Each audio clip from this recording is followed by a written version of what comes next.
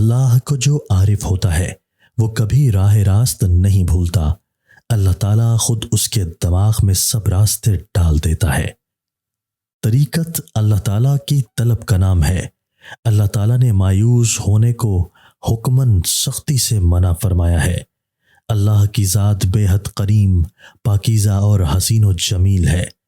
اگر بندہ ایک قدم اس کی طرف قدم بڑھائے تو 100 قدم وہ بندے کی طرف آتا ہے۔ وہ دعائیں مقبول بارگاہ ہوتی ہیں جن کے ساتھ عمل مسلسل اور پہم عمل پوشیدہ ہو۔ عمل کے بغیر دعا کرنا بھی ناجائز اور سخت گناہ ہے۔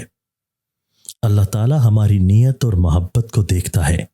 جس کو اس سے سچی محبت ہوتی ہے اسے خوب نوازتا ہے، اور اتنا نوازتا ہے کہ اپنی رحمت و کرم کی جھولی میں لے لیتا ہے۔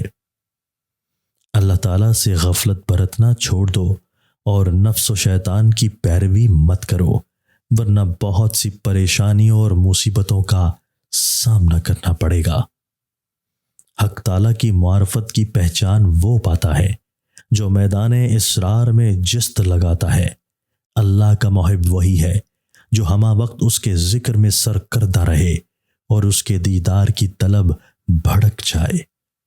جو اللہ کا دوست ہوتا ہے وہ دنیا میں اکثر بیمار ہی رہتا ہے۔ اس کے مرض کی دوا بھی دوست یعنی اللہ تعالیٰ خود ہی ہوتا ہے۔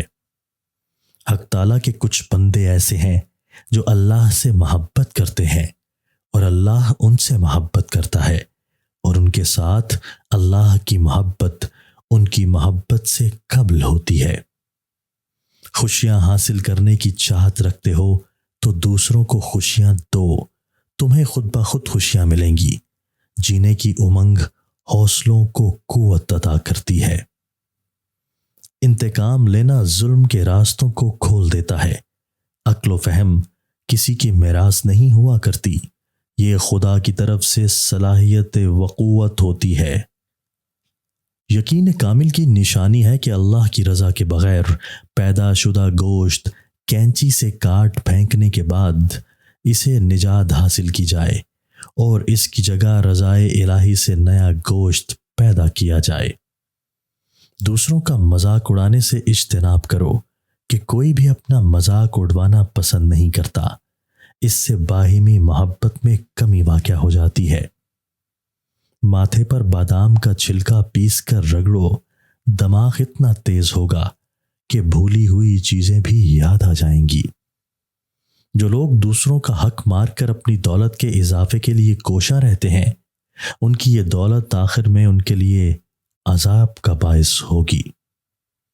کوشش ہر کوئی کرتا ہے، لیکن اپنی منزل پر وہی پہنچ پاتا ہے جس کے مقدر میں کامیابی لکھی ہوتی ہے، اور یہ بھی ہے کہ بغیر کوشش کیے کبھی کامیابی نہیں ملتی۔